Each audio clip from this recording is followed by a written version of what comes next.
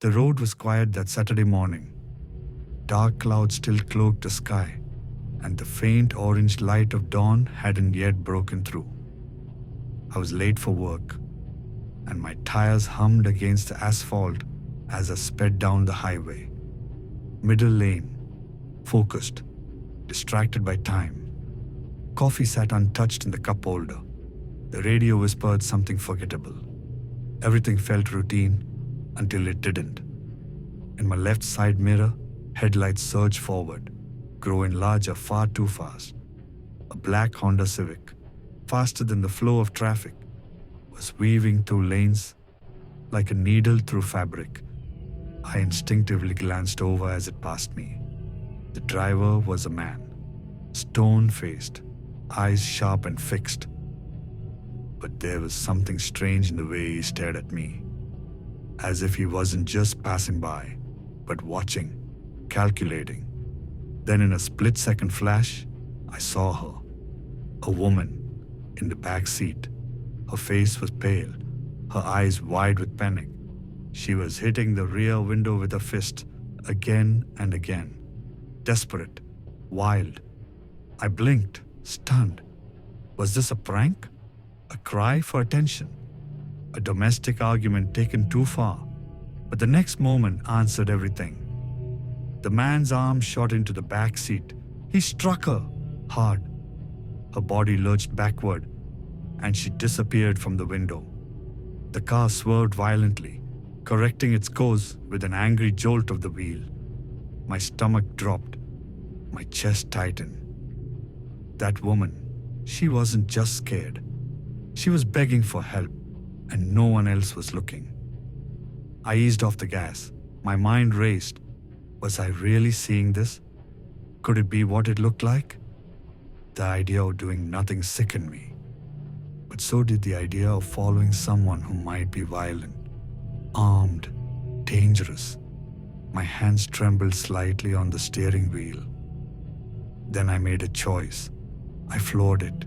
I caught behind them, close enough to see the shadows of the struggle continuing in the back seat. I was no longer just a commuter on the highway.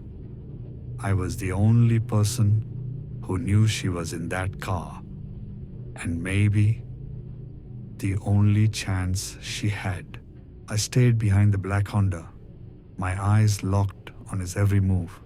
Every second felt heavier than the last. My heart pounded, not from fear alone, but from the crushing awareness that I was now in it. This wasn't a movie. This was real. The Civic jerked in its lane.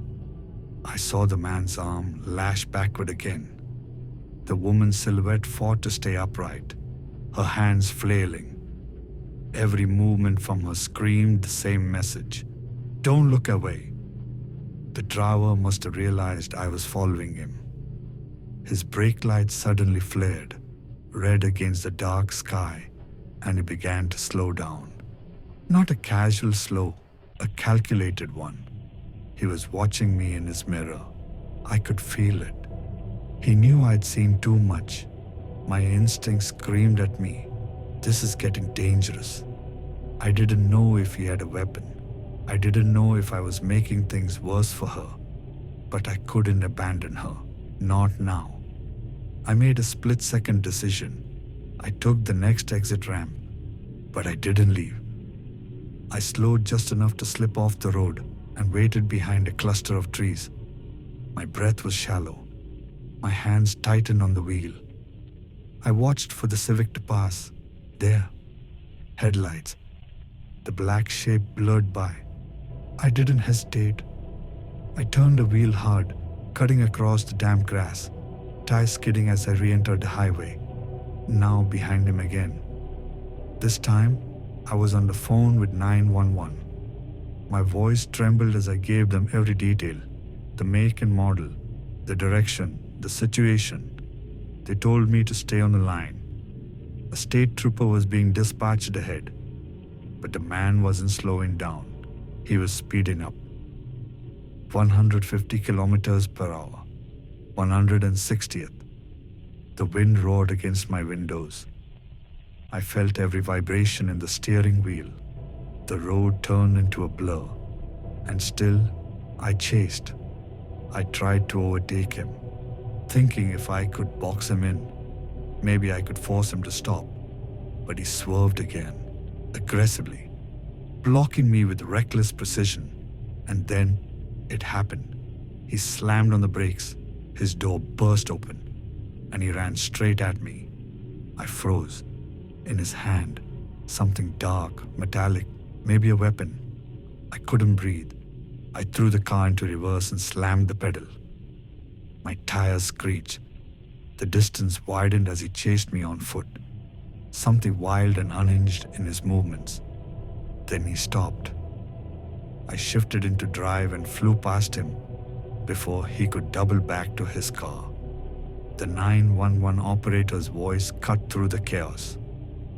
"Keep driving. A state trooper is ahead. Just get to him."